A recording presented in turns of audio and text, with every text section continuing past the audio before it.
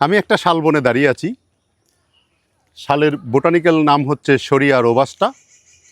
বিশেষ করে আমাদের দেশে জন্মদিন, কোনো বিয়ের অনুষ্ঠান এবং কোনো পিকনিক হইলেই ওয়ান টাইম প্লেট ব্যবহার করা হয় এবং এই ওয়ান টাইম প্লেটগুলি সাধারণত প্লাস্টিক দিয়ে তৈরি হয়।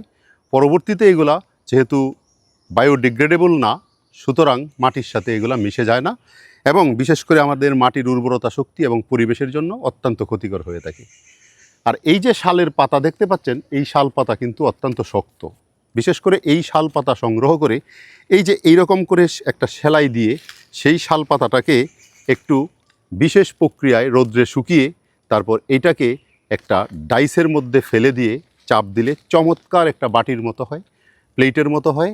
অথবা আপনি যেরকম শেপ সাইজ দিতে চান সেরকম শেপ এবং সাইজের হবে। চমৎকার একটা প্লেট তৈরি করা যায়, যে প্লেটের মধ্যে জন্মদিনের খাবার, পিকনিকের খাবার এবং কোনো বিয়ের অনুষ্ঠানের খাবার দেওয়া হয়।